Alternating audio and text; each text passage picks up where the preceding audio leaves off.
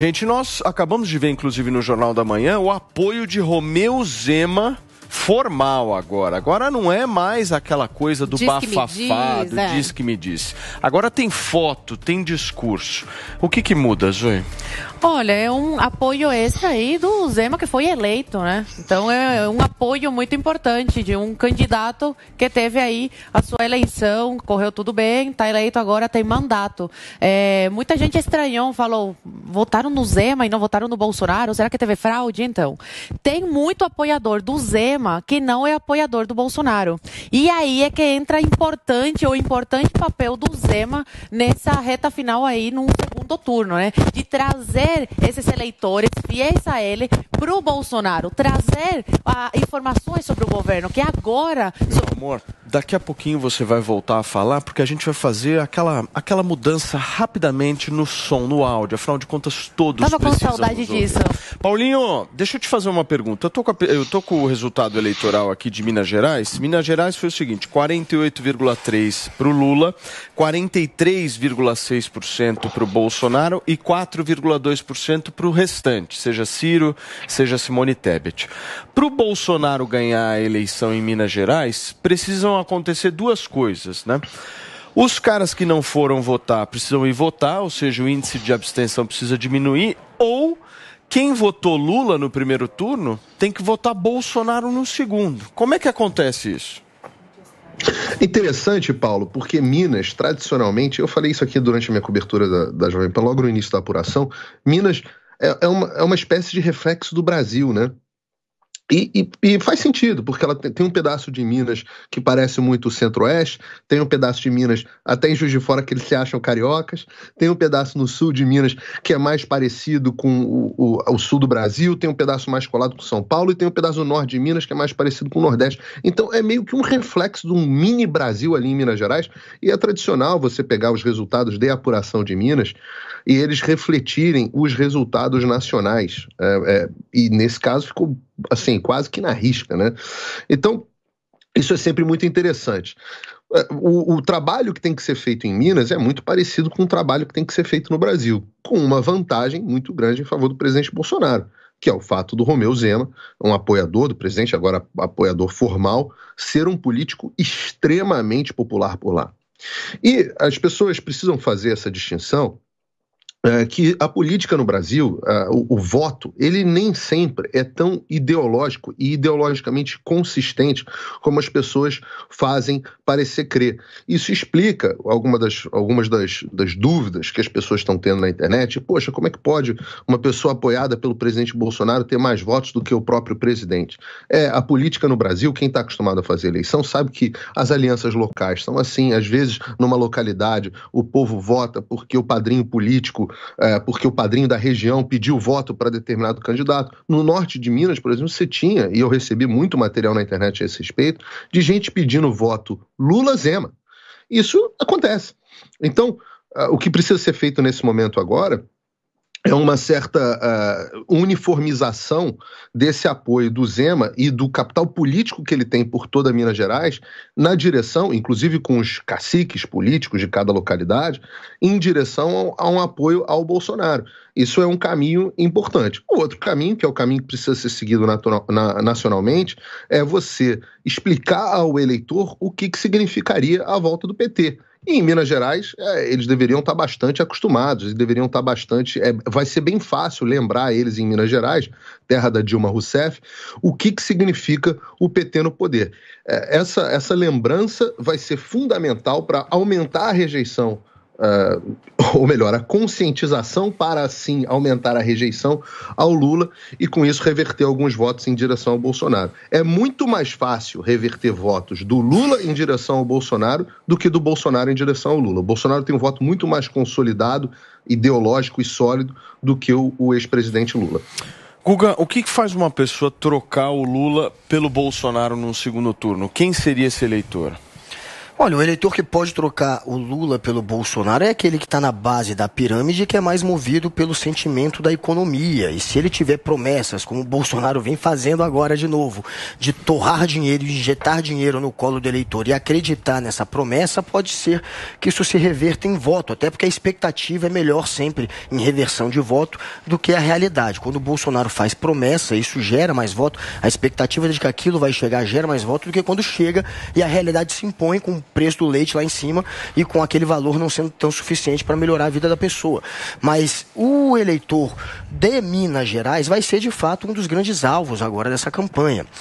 Teve muito eleitor lá que fez o voto Luzema, eles votavam no Lula e no Zema. Isso aconteceu principalmente no norte e no nordeste de Minas Gerais. Minas Gerais de fato é um mini Brasil. Se você for comparar os dados de Minas Gerais, o IDH de Minas é praticamente igual ao IDH do Brasil. Minas faz fronteira com vários estados, com mais de 10 estados. E Minas faz fronteira também com todas as regiões do Brasil. Então Minas reproduz de fato o Brasil. E a gente teve ali uma votação, se você for ver, do Lula e do Bolsonaro praticamente igual ao resultado nacional. Lula teve em Minas 46, se eu não me engano, perto dos 48 ou 47, e o Bolsonaro teve ali perto de 43 também. Então até isso ficou parecido e não é à toa, é por conta desses dados todos. Minas, de fato, reflete o país. E então Minas será também o alvo do Bolsonaro, porque Minas é um único local do Sudeste onde o Bolsonaro ficou atrás de Lula, e por pouco, bem menos do que se esperava. Então ele vai tentar avançar sobre esse eleitor luzema, principalmente apelando para as promessas. Agora, falta muito pouco tempo para a eleição. São 26 dias. Essas promessas, até serem entendidas e até serem, de certa maneira, compreendidas, absorvidas pela população, isso demora. Essa mensagem não é de um dia para o outro. Então, o Bolsonaro luta contra o tempo. E tem outra questão. O Zema está, de fato, apoiando o Bolsonaro agora, o que é uma tremenda cara de pau. Quem ficou isento, que quem se diz do Partido Novo, fazendo a velha política mais escancarada, que é no dia seguinte à eleição, já dizer que é Bolsonaro. Nem corou, nem esperou para negociar. No dia seguinte, só quis enganar o eleitor de Minas, fingindo que não tinha lado, para conseguir o voto do eleitor Luzema. Agora já mostrou que é Bolsonaro. Mas tem um problema para o Bolsonaro. Esses que foram eleitos, já estão eleitos, Bolsonaro. Esse papo de que Centrão vai fazer campanha é mais uma ilusão que o Bolsonaro quer jogar para os seus eleitores. Até o Zema. De fato, vão ter muitos que agora vão declarar apoio, como o Zema fez. Mas correr atrás de voto, ficar fazendo campanha depois de eleito, eles já estão eleitos. Eles vão tocar a vida deles. É isso que mostra o histórico das eleições passadas. No máximo farão como o Zema. Vão declarar apoio. A fazer campanha para valer, veremos. Nós temos aí 26 dias pela frente, né? Se a gente pudesse fazer uma projeção, que fatos vocês acham que daqui para frente são importantes? Então, por exemplo, nós temos o quê? Uns 2, 3 debates? Teremos debates na eleição do segundo turno. O que mais? O que as campanhas vão tentar produzir de fatos? Porque há uma necessidade por parte tanto de Lula quanto de Bolsonaro. Por exemplo, isso que o Bolsonaro fez hoje é um fato. Ou seja, pegou um governador de um colégio eleitoral gigantesco, botou do lado dele. O Dallagnol declarou esse movimento levou o apoio. Fatos vocês acham que a gente pode esperar nos próximos dias? Por exemplo, Simone Tebet, Ciro Gomes vão depois definir? Eu falo, a Tebet com certeza. Na verdade, há um tempo atrás, um tempo não muito distante, ela já tinha dado a entender que num possível segundo turno, o voto dela iria para o Lula. Ela não podia falar que no primeiro iria para o Lula porque ela era candidata. O Ciro, para mim, é uma incógnita. Hoje eu repensei, e eu acredito sinceramente que o Ciro vai ficar neutro agora nesse segundo turno, porque ele bateu muito nos dois. Óbvio, ele bateu mais aí no Lula, né? Teve muito mais críticas ao Lula do que ao Bolsonaro. Só que aos dois, ele foi muito incisivo nas críticas que ele fez a ambos. Então eu acho que o Ciro vai ficar isento. A Tebet, ela já escolheu o lado dela, a Tronic também fez dobradinha nos debates com a Soraya, e o do Novo, que eu sempre esqueço o nome dele, o Dávila, acredito que vai pro lado do Bolsonaro, mais liberal na economia, mais à direita. O Partido Novo é um partido à direita. O Novo, eu acho que talvez, o Novo ontem pelo menos disse que vai liberar para cada um. Então, é porque o Novo é rachado, né? O PDT não o Ciro, mas o PDT vai de Lula. E aí vai tentar pressionar o Ciro para ir O PDT já junto, é Lula, falta só agora... Os eleitores do Ciro, eu acho que é muito provável que mais da metade vai pro Lula, vai pro PT. Você tem pergunta, Paulinha? Não, eu acho que também tem essa movimentação e tem quem conseguiu uma votação muito boa. Apesar do Guga estar trazendo aqui que quem não é do partido do Bolsonaro ou já não era bolsonarista só vai sinalizar e não vai entrar em campanha, você tem quem teve muito voto e que é bolsonarista e que eu acho que também vai entrar aí em campo para ajudar o Bolsonaro. O Nicolas já entrou em campo, né? E o Dallagnol, ele não é bolsonarista, tenho minhas ressalvas em relação aí a algumas coisas que o Dallagnol fez, se posicionou, enfim, mas ele foi o deputado federal mais votado do Paraná nessa eleição. E ele já fez um vídeo declarando apoio ao Bolsonaro, uma coisa que eu vejo muito importante, porque ele podia ficar isento, ficar neutro, né? Porque ele já está eleito mesmo, já está com seu cargo garantido, né? E mesmo assim, ele entende a importância de se posicionar nesse momento político. Acredito que não é mais uma questão de direita ou esquerda, é uma questão de caráter. Não tem mais essa de apoiar o Lula por inocência. De verdade, não tem mais. Ou você tem caráter, ou você não tem caráter, porque não existe, do fundo do meu coração, não existe uma pessoa que tem caráter apoiar e fazer campanha pro Lula hoje. Não tem. Só ver o histórico, só pegar o histórico do PT, só pegar o histórico do Lula, dos 14 anos de PT no poder, Dilma, Lula, não tem como você hoje, né, cidadão de bem, falar, vou votar no PT, porque a única crítica que essas pessoas têm ao Bolsonaro é que o Bolsonaro é tosco, que o Bolsonaro fala palavrão, que o Bolsonaro é gritão. Vem cá, mas você quer um presidente, você quer um marido, minha gente. Vocês decidam. Vocês preferem uma pessoa que rouba e fala palavras bonitas, fala que vai te tirar da pobreza, e muito pelo contrário, não faz nada para te tirar da pobreza. Por quê? Porque sabe que teu voto vai ser aí fiel, toda eleição vai votar em você, porque você sempre promete que vai tirar da pobreza e nunca tira. Ou uma pessoa que fala feio, que muitas vezes é grosseiro, é ogro, mas faz acontecer, ajuda o país de fato, ajuda os mais pobres, né? Faz e não fica só no papo. Já deu.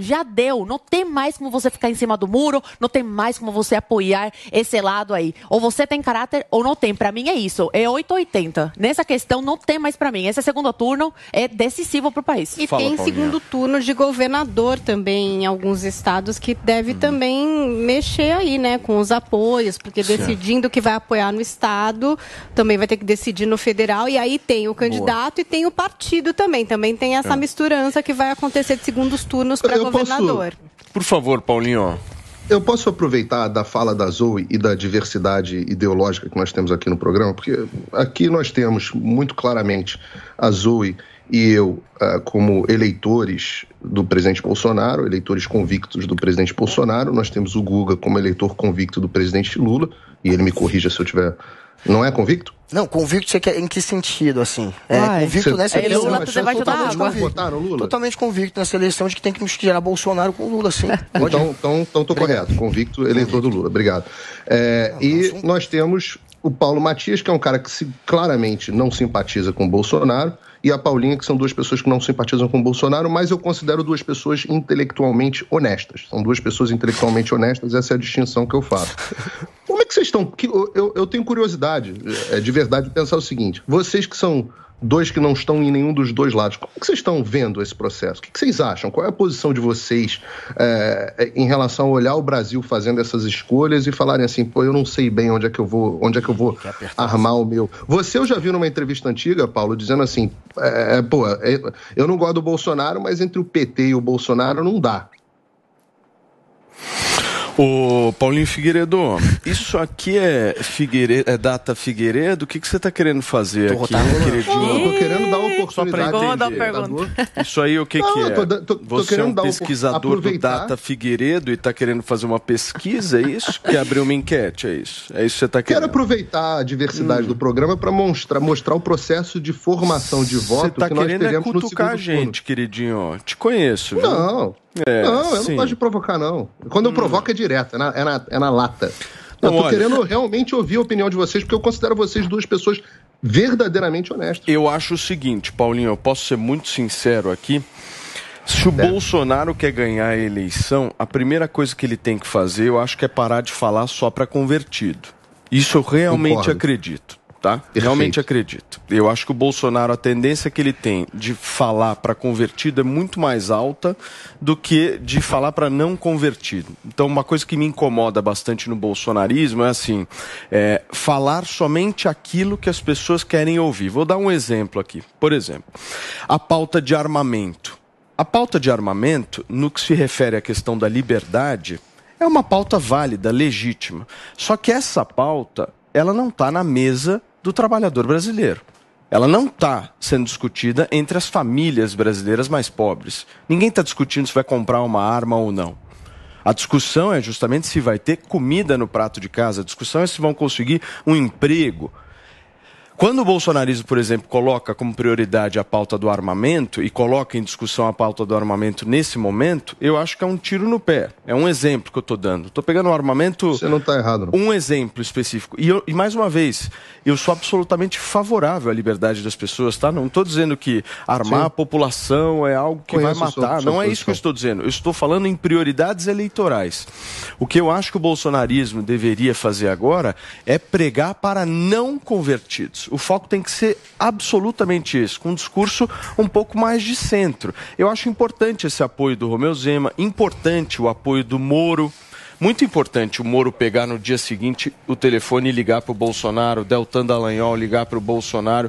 E vou te falar, o Bolsonaro tinha que procurar a Simone Tebet, o Bolsonaro tinha que procurar o Ciro Gomes, o Bolsonaro tem que procurar todo mundo. Ele fez trambiqueira. Gente, a Tebet já falou, tem que procurar. Pra quê?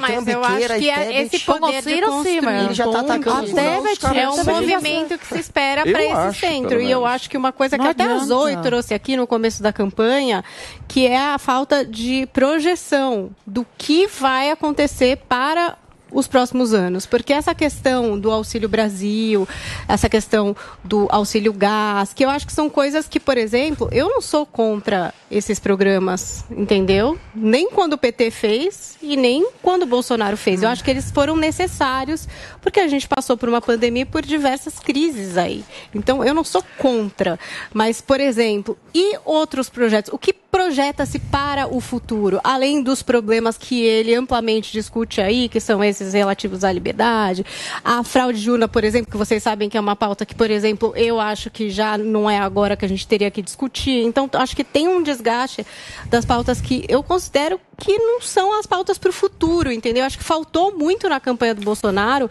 falar com esse centro, que não é o centro que, por exemplo, vai receber o Bolsa Família, o auxílio, esse tipo de coisa, e que está olhando mais para perspectiva de futuro. Por exemplo, quando o Paulo Guedes começa a dar entrevista no final ali de rodada para primeiro turno, eu acho que é uma coisa que fala mais com o centro, que está falando mais de economia, certo, de projeção. Isso só aconteceu no final. Só aconteceu no final. O Paulo Guedes estava lá escondidinho, né? Estava mais ali uma outra discussão, uma outra pauta, uma coisa do STF, E o futuro? E os projetos? Né? O Tarcísio saiu para fazer a campanha dele. E aí? E essa parte que todo mundo achava bom, que todo mundo elogiava, né? Que era bem executada? Então, assim, eu não sei, eu sinto que o que a gente mais discutiu aqui são pautas que não dizem respeito ao futuro do Brasil. Ô, Paulinho, posso só te pedir um favor? Claro. A gente vai continuar com essa discussão, ela tá muito boa aqui. Mas vamos voltar na nossa discussão por partes aqui. Vamos pela ordem, tá? Porque os pedidos de direito de resposta são muitos. Zoe Martínez primeiro pediu, em seguida Paulo Figueiredo. Não, respondendo aqui sobre o que a Paulinha estava falando, do Bolsonaro focar nessa questão dos projetos para o futuro e não apenas no que ele já fez, me lembrou da época que eu trabalhei na Câmara Federal. Muitos projetos do governo foram aprovados, principalmente no comecinho, assim, sabe? Mas no começo, quando ele conseguiu aprovar as coisas no Congresso, começou a ter diálogo com o Congresso, muito projeto legal foi aprovado e não davam a devida visibilidade. Não chegavam para os meus colegas que trabalhavam, que tinham esse cargo, né, de trazer isso para a população. Então, muitas coisas foram aprovadas e não tiveram a visibilidade que mereciam. E agora o governo percebeu isso. Só agora o governo começou, né, a dar importância para essa questão de não apenas aprovar, mas trazer para a mídia, fazer com que repercuta política, trazer para as pessoas terem conhecimento que o governo estava aprovando coisas. Então, no começo do governo, faltou muito isso, essa organização, não apenas de aprovar, mas também trazer para a população isso.